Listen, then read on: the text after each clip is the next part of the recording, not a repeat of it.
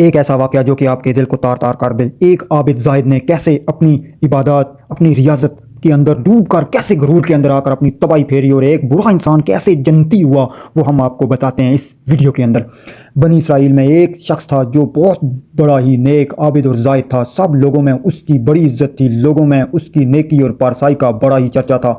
इस इलाके में एक शख्स था, लोग उसे बहुत बुरा इंसान समझते थे। वो था ही ऐसा बदअमल, बदकिरदार, कोई भी उसे अच्छा नहीं समझता था। एक रोज़ इस गुनाहगार शख्स ने देखा कि वो नेक आदमी एक मैदान में बैठा हुआ है, हर तरफ तेज़ धूप फैली हुई है, मगर अल्लाह के उस नेक बंदे पर एक बादल के टुकड़े ने साया चा कर रखा है। गुनाहगार ने ये मंजर देखा तो उसे अपने दिल में बड़ा शर्मसार हुआ और ये ख्याल पैदा हुआ कि इसी चल चलाती धूप में, जहाँ दूर दूर तक साया नहीं है, बादल के एक टुकड़े ने सिर्फ उसने उस लिए उस पर साया कर रखा है कि ये अल्लाह का नेक बंदा है, क्योंकि ना मैं भी उसके साथ बैठ जाऊं, क्या खबर कि इसकी बरकत से अल्लाह ताला मुझे भी बख्श दे और मेरी खताओं को माफ़ फरमा दे। ये शख्स आबिद और जायद के पास गया और उसके साथ साए में बैठ गया।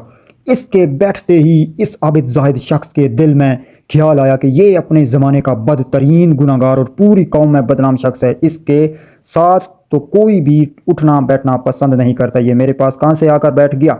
ये ख्याल आते ही उसने उस रसवाए ज़माना को अपने पास से उठा दिया। वो गुनाहगार शख्स उठा और चला गया, लेकिन बादल का वो टुकड़ा भी उसके साथ रवाना हो गया और इसके सर पर साया फिगन हो गया। इस वक्त के पैगंबर को वही आई कि इन दोनों से कहो कि नए सिर से अपने अपने अमाल की इब्तदा करें, क्योंकि इस फासिक फाजिर ने जो कुछ किया हमने उसके खुलूस हुस्न नेक नीयत और जज्बे शर्मशारी के सबब उसे बख्श दिया और इसकी पिछली सारी खताएं माफ़ कर दी, जबकि इस आबिद की तमाम और अच्छे अमाल नमाज के तकब्बुर की वजह से उससे छीन ले गए। ये है वो कहानी दोस्तों, एक आबिद और ज़ाहिद इंसान ने कैसी गुरूर के अंदर आकर अपनी इबादत को ज़ाया कर दिया, एक गुरूर के अंदर आकर, और कैसे उस बदकिरदार इंसान के अंदर एक सोच आई, क्यों ना मैं भी अल्लाह से माफ़ी मांग लूँ। अल्लाह पाक ने उसकी एक नीयत की वजह से उसे बख्श दिया। यह दोस्तों बहुत कमाल की कहानी, अगर अच्छी लगी हो तो लाइक सब्सक्राइब कर दें।